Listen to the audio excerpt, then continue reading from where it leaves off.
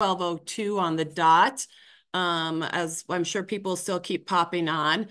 First of all, thank you for joining us for our diverse discussion on emergency preparedness. This is our first time doing something like this, so I'm really hoping you'll enjoy it. I'm going to go through a couple logistical things, even some marketing things. One, I do hope you will join us next week, Monday. We will be doing another diverse discussion on mental health and the importance of it for all of us to make sure not only are we, we always talk about taking care of our physical bodies, but how important it is to take care of our mental health as well. And then that next Tuesday, we will be having another discussion, and it will be a psychologist who is going to be joining A Little Help through Spark the Change, who is going to be available to folks to have discussions, private and can be personal discussions with her about any mental health things you'd like to discuss with her. So I do hope you will look into those. We will be sending out that information for you to sign up for those as well. Next is just the logistical things. You are in what's called a webinar, and that means we do not see a video and we do not have your microphone on. So you can eat while you're watching and not feel embarrassed whatsoever because we can't see you eating. So go right ahead and have your lunch while you listen to us talk. However, I do encourage you to use the chat function. So if you kind of take your mouse, it probably is at the bottom of your screen. Take your mouse and kind of scroll down there. You'll see chat. And if you click on that, you can go ahead and as Mackenzie and Frank are speaking, feel free to ask any type of questions or make comments in that chat section. Emma and I will be keeping an eye on that. And as politely as we can, interrupt Frank and Mackenzie to try to ask those. The other option is there is a raise the hand function. That too is probably at the bottom of your screen. If you click on that, I will see that come up next to your name and I will unmute you. And that gives you the chance, if you would rather not type your question, you may actually verbally speak it and ask that of Frank and Mackenzie. So that's kind of the logistical things to go through. I did want to do a very small introduction. I will let Frank and Mackenzie introduce themselves, but this is unique in the sense of, one, we've never done anything on emergency preparedness before, but it is very unique because many of you may know that we work with interns at CSU and DU particularly. And we do always ask our interns, along with the various tasks that we give them to either work with our volunteers or members, to come up with, I guess we would call it a passion project, something that they think would benefit our A Little Help members or volunteers.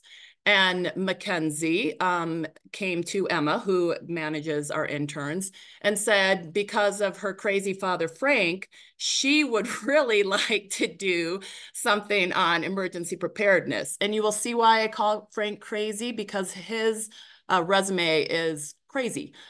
He is what I guess I would call a guru on emergency preparedness. So between Emma and Mackenzie and Frank, they have come up with this presentation, have come up with an emergency preparedness plan for you. And so it's just it's very exciting. It's very unique. And it's great for us to have an intern kind of take it to this step and move forward with something that she is very proud of and passionate about.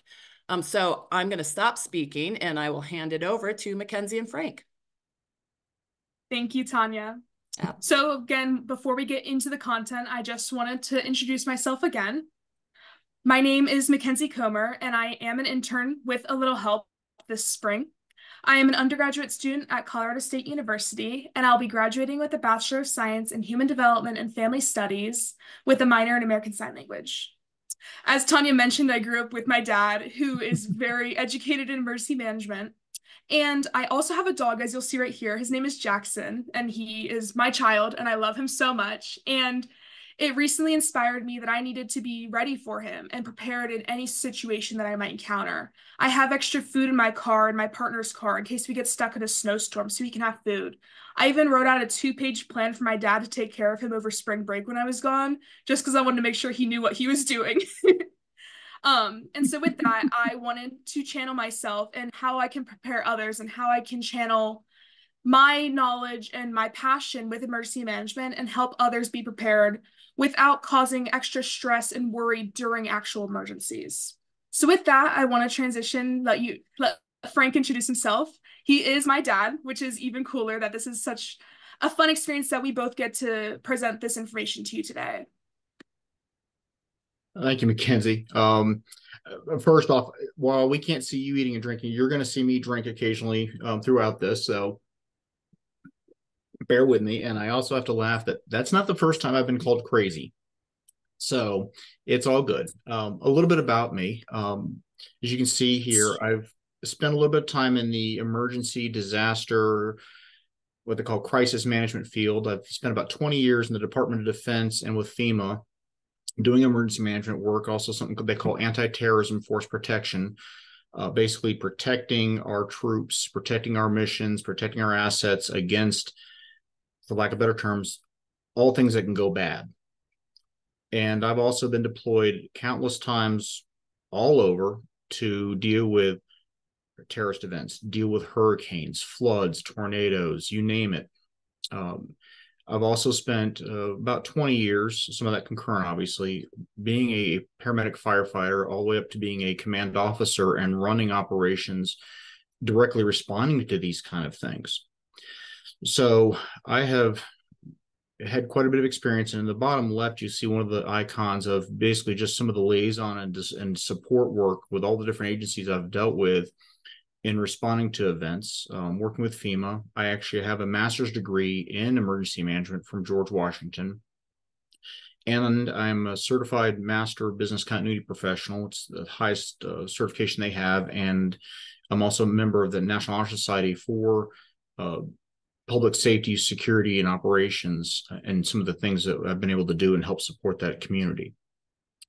So that's a little overview of me. Mackenzie, go to the next one.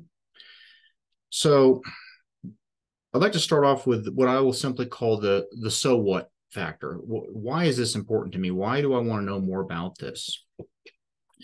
And really, it folds down to a number of things. And as you see on the slide, how do we help deal with vulnerabilities and folks going through life? Everyone has different challenges at different points of their time. Sometimes it could be a physical limitation, maybe not being able to move as well as you used to. It could be from an injury or just whatever it is, not being able to lift things as you might used to before. Needing help to do things. And again, it could be from many causes. You might have what's called sensory challenges. You're not being able to see as well, not being able to hear as well or communicate as well. Medical conditions, especially chronic ones, can cause some additional vulnerabilities. Part of this too is just your overall safety and security. How do you help take care of yourself and help reduce the chance of getting hurt during one of these events, or reducing the impact of these things, which I think also leads to greater independence and autonomy and feeling more secure with what you're doing and what might happen, which then leads into peace of mind. Having all these things lets you rest easier, lets you know that, hey, you know what, I'm going to be okay. We're going to deal with this. We're going to be okay. And that to me means the world of difference, is just knowing what to do and how to do it and how to take care of yourself. Next. I will say, and again, from my experience and looking at this, you might hear a lot of people talk about get a plan, do that and just have a checklist. Honestly, that's just one part of this. Having a plan is absolutely critical. Knowing what to do is critical, but also taking a little bit of time beforehand and doing what you can to what we call mitigate or reduce the impacts of something happening. And we'll talk about that in a little bit. But also, what do you do after a negative thing, a crisis, a disaster happens? How do you get back to normal? And so that's why I look at this with all these different phases. It's not just one piece of the pie. Next. So let's start by talking about what might be some of the common, what they call risks, threats, concerns, however you want to phrase it, that might be out there. And these numbers, these represent typical things in the Front Range from, say, the Boulder or Denver area north. Yes, it might vary from place to place as you get closer to the mountains or more into agricultural areas. Some of these numbers will change. But for example, I think everybody knows severe storms, high winds, those kind of things are very common across the board. On this one, talk about public health hazards. I'll simply say COVID is an example. Floods might be more common in certain areas than others. Agricultural hazards really is a reference to crops and impacts to crops, such as disease, pests, things like that. So it's an example of just overall hazards. Wildland fires, I think everyone is familiar with those. So those are just some examples of what's out there. And I tend to try to focus on the severe storms or the more common ones, just to be realistic about our approach. Next, please. But with that being said, I also like to look at, you don't necessarily have to focus in on a specific scenario, because sometimes in this example here, we've got fires, winds, and snow can all affect power. So sometimes when you look at this, it's not necessarily as important to focus on the why, fire, why, but what happens because of this? Hey, I've lost power. What should I do? And hopefully that makes sense to everybody. So I'm going to take a moment here. Are there any questions right so far?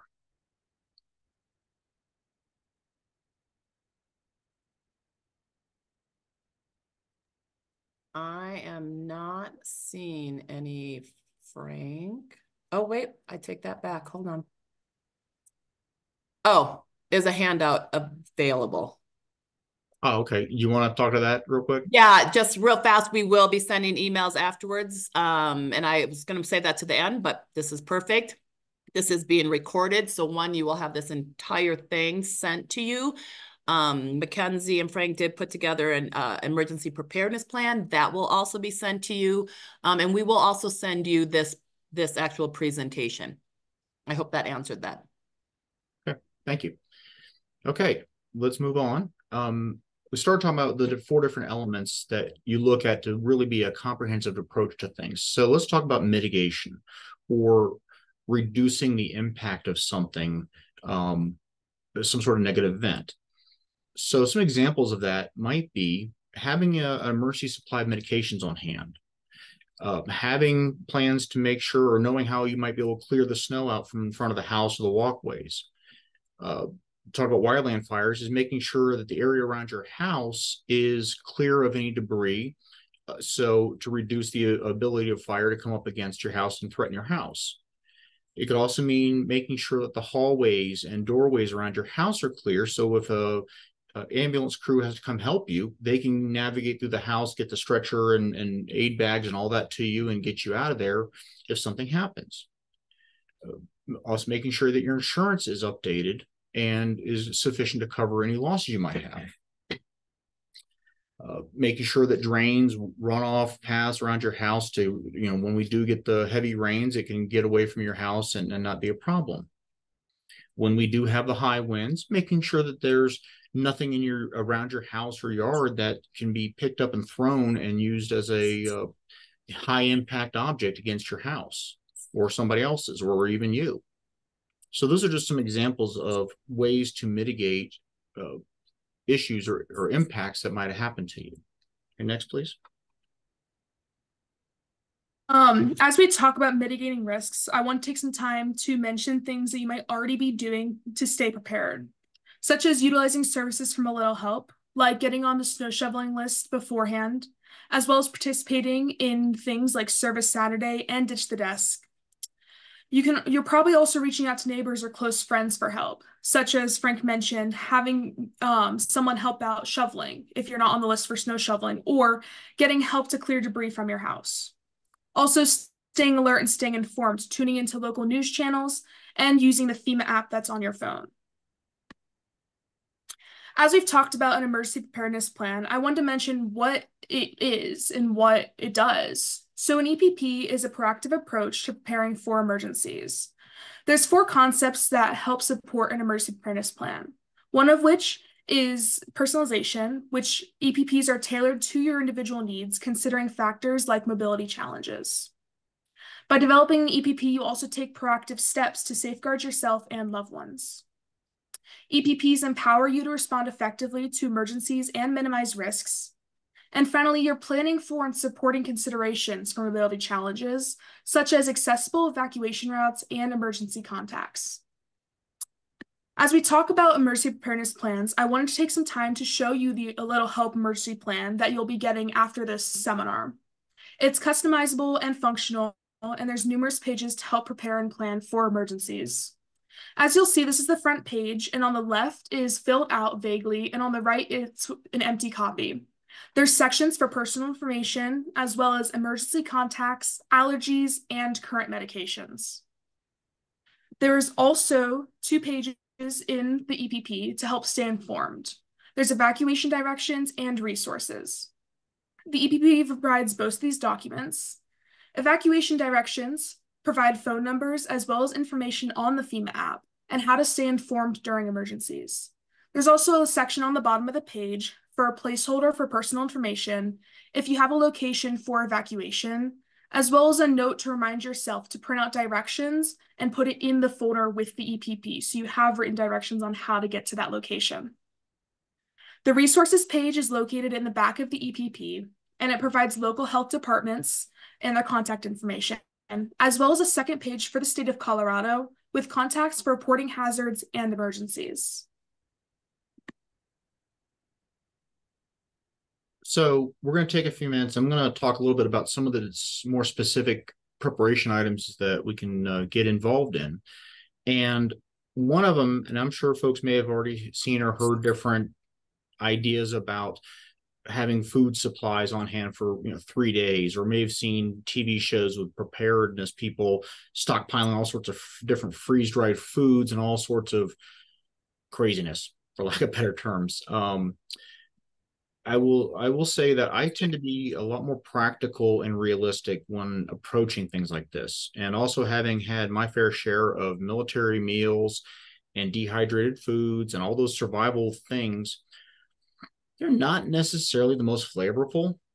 And also, too, they can be very high in sodium or other things that somebody may not want to introduce into their diet. It might be detrimental or might not be the best thing for them if they are on a low sodium diet or other restrictions. It also takes extra money. And again, I like to be practical. So one of the things I like to look at is, what do you already have on hand? What do you have in the pantry? What would you normally eat?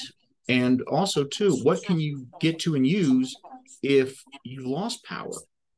So I look at things like cans of soup, pastas, what they call shelf-stable things that you might just have in the pantry, that you've eaten before, you hopefully like because it's in your pantry.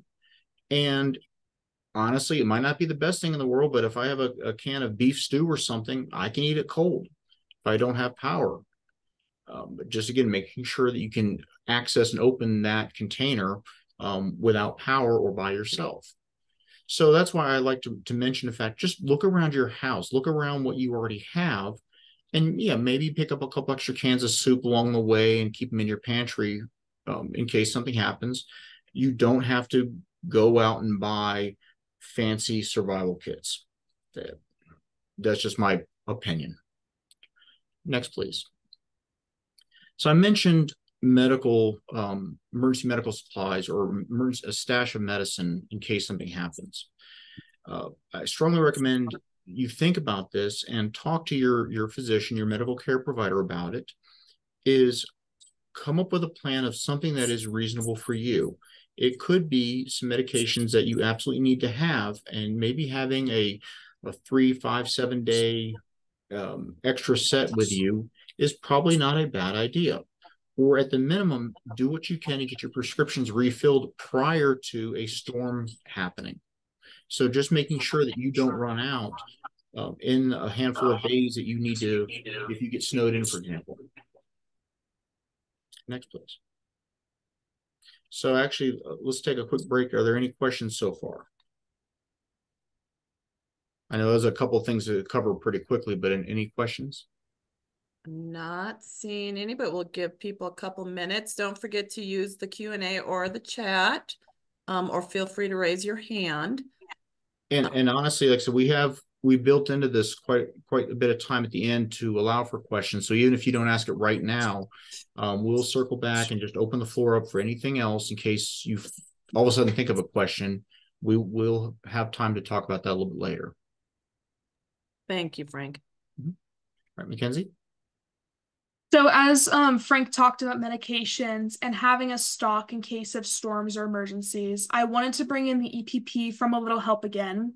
This is the medications page that is in the EPP, and you'll get access to this document after the seminar. You'll see on the page there's medication name, your dosage or frequency, what it's for, and description of appearance. All this information is useful for first responders or family and friends who might be helping you out in situations. They know what medicine you're taking, what you need it for, how often you need it, and how vital it is that you take it. Keeping this up to date is very important, and it does provide emergency personnel information that can become hard to recall during a high-stress situation.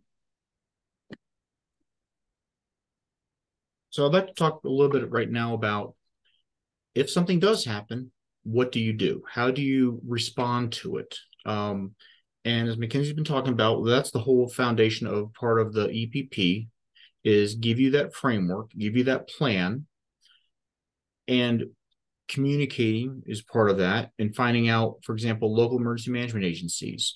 Are they saying evacuate? Are they saying stay where you are? You know, listening to weather reports, getting as much information as you can from reliable sources. And I have to say reliable sources because, you know, the internet has a million different points. Just know where you're getting your sources from. Trust them. Also, as I mentioned, I like to be very practical. Stay safe. Don't do anything unnecessary. Don't do anything unusually risky. Obviously, you have to make judgment calls, but staying safe is a key part of this, and trying to minimize injuries is very important to this. Use your emergency preparedness plan.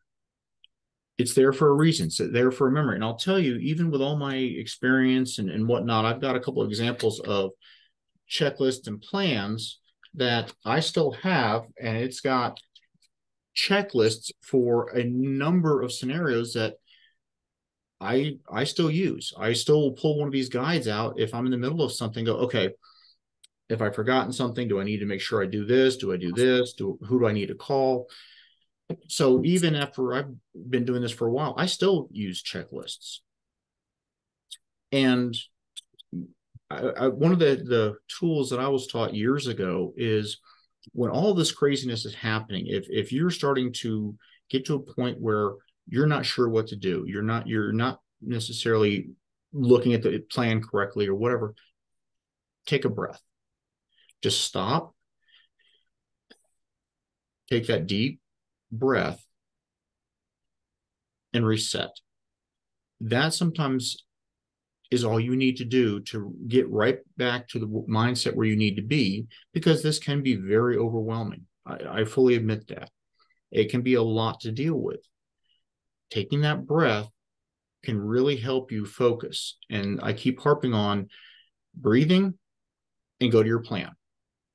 So I might take that deep breath. I'm going to pull my plan out. I go, okay, all right, let's make sure, and just start doing that.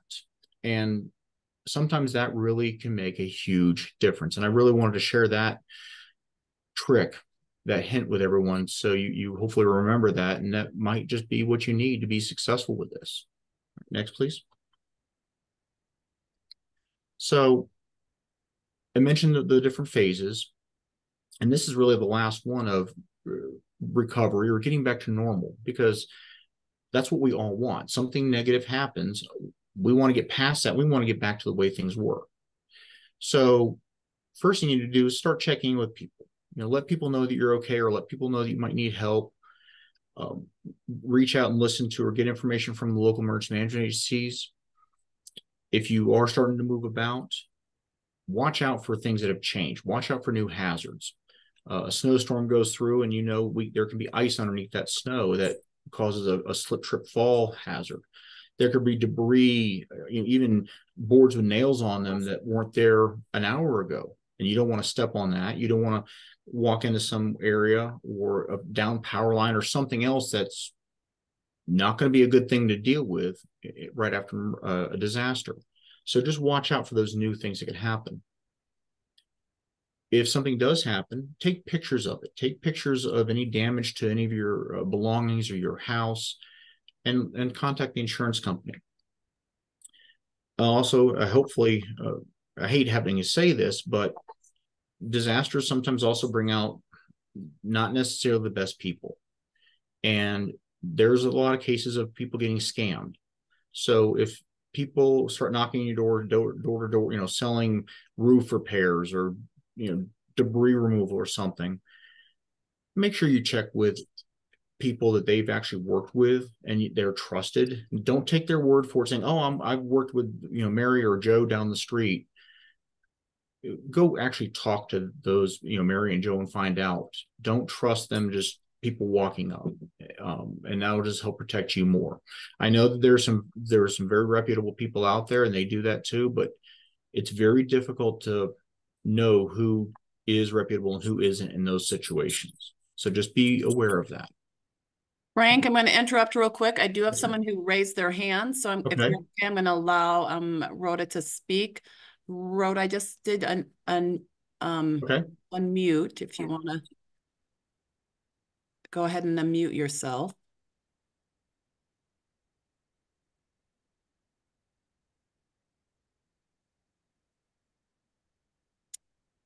Are you able to unmute, Rhoda? Can you hear me now? Yep, we can. Hi, Rhoda. Okay. Yeah, I'm on oxygen, and I have enough for about 9 days. But what do I do in the case of a lengthy power failure? Because I don't get around very easily. It would even be hard to leave the house and go somewhere. It would be, I don't know, I guess, but I really don't know what I would do in that case, especially if I run out of oxygen. And you're using those off the bottles, not the concentrator? I have a concentrator, and I have a concentrator that if it's charged, I can get 9 hours. Oh, 9 hours, not 9 days? Okay. No, 9 hours. Okay, because I thought he originally said 9 days, but okay. So there's a couple things you might be able to do. Talk to your doctor who prescribed the oxygen and ask if maybe they can get you a couple of the cylinders to have on hand for the oxygen company. They can come out and deliver those. And depending on the size cylinder and depending on like how many liters that you're using a minute, will dictate how long that could last. But they should be able to work something out to give you, a couple of days of cylinder coverage and support. Just depends on. I have Inogen, and I don't think they do that. I would have to find. I don't know how I'd find another. I don't know. Well, that's what I'm saying. Ask them. Okay. Ask. Start with your doctor, and because the way I can't speak to how the prescription for it is written, but start there, and then that should be able to let you at least talk to the oxygen delivery company and find out what options they might have. There are some other options that might end up costing a little more money, and like a generator or a battery backup or other things. So I'm right now just trying to discuss some things that are hopefully a lot more readily implemented. Does that make sense? Yeah, I've tried finding cylinders, and I already have a concentrator from Inogen, and I don't think they provide. Well, I'll talk to the doctor, I guess. Right. And honestly, I can't speak to that particular company's capabilities. I know recently we had a concentrator in our house, and they also augmented that with a couple cylinders just to hold us over until they were able to get the concentrator out here. So that's what I'm saying. Just ask. Ask the Okay. question. Okay. No, but that's an excellent point. Thank you. All right. I do have another one. I believe it's Sharon. Okay. Sharon, if you can go ahead and. Actually, Mackie, you want to go to the next slide too? Okay. That's questions. Can you hear me? Oh, Sharon, we can hear you. Go ahead. Okay. I live on the 16th floor of a high-rise building. If there were a fire in here, I've talked with the firemen, and they said they cannot get a ladder truck. They can't get a ladder on the outside of a building like this. What in the world would I do? Because I can't walk down 16 flights of stairs because I have some limitations to my walking. Well, I will tell you, actually, as I mentioned, I've been a firefighter for 20 years and dealt with high-rise fires, and evacuating folks out of that is a challenge, but it is not impossible. And part of the way fires and fire responses go to high rises, it's not like a 2 or 3 story building where everybody has to evacuate and get out at the same time. They actually start breaking it out and focus on the floors that are directly impacted first. So if, say, the 3rd floor or even the 20th floor is on fire, they'll focus on those areas in the floor or 2 above and below first, and then work their way down. It's entirely possible you might be staying in place if the fire is well removed from you, say on the 3rd floor, and they are able to contain it there. So it doesn't automatically mean you're going to get evacuated, if that part of it makes sense. Yes. They also have what they call stair chairs or other devices that they can put you on and help move you down those stairways, and have it so you don't have to walk down them. I would say also too, you can talk to the building manager or talk to the fire department and say, hey, because of this, if there was a fire on my floor or immediately adjacent, could I simply go to the stairwell and wait there for you? Sometimes they call them areas of refuge. Uh-huh. I don't know in your particular building if you have those designated or not, but usually the stairwells are very well protected. They're designed, like concrete and bricks and things that don't burn. That would be another place to go if there is an immediate threat to your safety because the fire is right there type deal. That makes sense? Yes, it does. And is it more dangerous to have a fire above you or below you, or is it the same? Don't get mad at me if I say it depends. It's very difficult to answer those kind of hypotheticals because it really also depends on the size of it, the location, the construction of the building. A lot of times the smoke can be worse than anything. If nothing else, the ability to breathe, the ability to see, and then that becomes very problematic.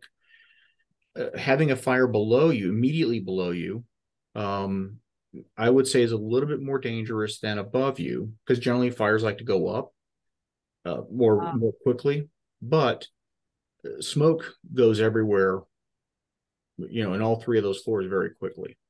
So that's why I was kind of giving you that evasive non-answer. That makes sense, right? Yes. So we do have another question. MJ, I think you should be muted as well. Well, thank you. My question is this: you mentioned having pantry staples to eat, like grains and pasta. What is the best way to heat water to prepare that sort of stuff if the electricity and gas are out? I'm in an apartment building, and I was thinking like a propane tank, but that also seemed like a very bad idea.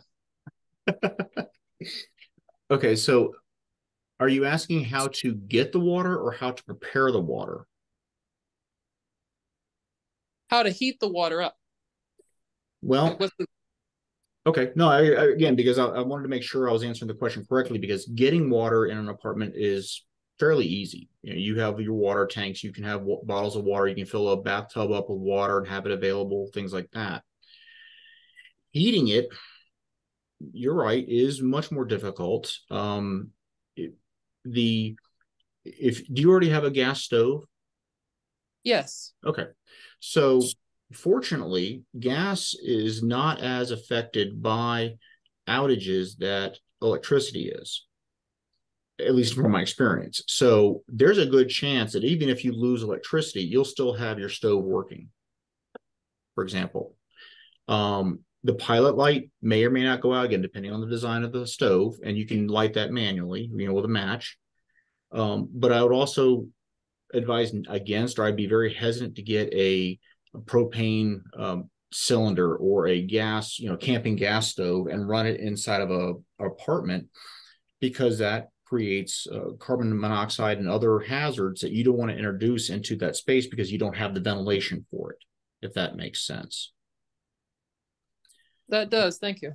Mm-hmm. So that's why I also said too, is sometimes you have to look at these foods of, ideally, right, we'll have the stove and we'll do these things, but sometimes you might have to eat it cold. And that can of ravioli or soup, it's food, it's calories. Perfect. So, I guess what I was hearing there, right, Frank, was you probably aren't going to be able to heat your water. well, no. A gas stove is a lot better of an option for resiliency or not having an impact when you lose the electricity. Electric range, obviously, you're going to lose that, but gas stoves they're not impacted by electricity generally. So that's a good thing, but you're right. You have to look at this saying, there's a good chance I may not be able to heat something. So having the pastas and all that's a great option, but having a couple cans of soup or something else like that is also a good choice. Even just eating the cereal or something like that is reasonable. So that's why I like to look at it both ways. If I'm the kind of person, I'll have 3 or 4 different options available to me at any given time, just whatever's thrown in front of me. Thank you. Thank you. That's very helpful. Okay, glad I could help answer that. I see. We'll give a couple more seconds to folks, but I'm really liking these questions. These are great questions. I like it. No, I like it.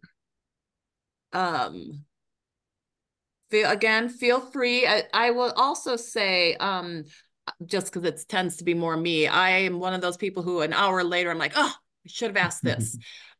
So by all means, feel free. Emma will be sending out a follow-up email to everyone again with this, but feel free to send her questions and she can get those in front of Frank and Mackenzie as well. So we can continue this discussion. Absolutely. We could look at Frank and Mackenzie and make sure it's okay that we can continue this discussion. Yes, ma'am. Perfect. So again, I know sometimes all of a sudden you're out and about and you're like, oh, I should have asked this. Please just get back on your email and feel free to ask it and we'll get that in front of Frank and Mackenzie. Absolutely. And I'm more than happy to help out as best I can too. So actually, we're waiting for anybody else to have any thoughts, or let's go to the next slide, because we can just do our conclusion now and give some people a few more minutes to think about it. So again, we talked about the so what, and hopefully some of these questions, I got the sense that people are going, oh, okay. And getting that peace of mind of, oh, I do have options, or I can do this. That's very important to all this. And I look at this also too as maintaining your quality of life, giving yourself that empowerment to be able to work with these things. And if I put my emergency manager hat on, I see this as, if I have people that are more comfortable, know what to do, can help take care of themselves, that's a win. Everybody is winning from that approach. I'll also say too that you don't have to have all the answers. You're never going to. And with that, there is no perfect answer. There's no perfect plan. A lot of this is just getting smarter, educating yourself, and learning a little bit more about options. Oh, I could do this or this or this, having a basic checklist, knowing that you can have some capabilities, you can do some things. Again, it doesn't have to be perfect. And I keep harping on, if you're, when in doubt, you take that breath and check the plan. You remember that part of it, that will be a tremendous element to helping you be more successful with this. So I will say thank you for your time, and I'm going to go back and see if there are any more questions or hands raised. I do not see any. I think we might, again, well, this can stay open. Feel free to send them in, but I don't see any at the moment. Okay. No, I appreciate everybody's time, and thank you for allowing me to come and talk to you about this. And you're right. If anybody has any questions, you can email it to them and they'll come find us, and we will do what we can to answer them for you. Yeah, really thank you again, Mackenzie and Frank, Emma, thank you for getting this up and running with them. This was, again, first time we've ever done it, incredibly informative. And I really do appreciate your efforts in putting this forward and your willingness to continue the conversation for all of our folks. Absolutely. I'm glad I could help. Glad I could be here. Thank you. All right. Take care, everyone. And thank you for joining us today. Bye.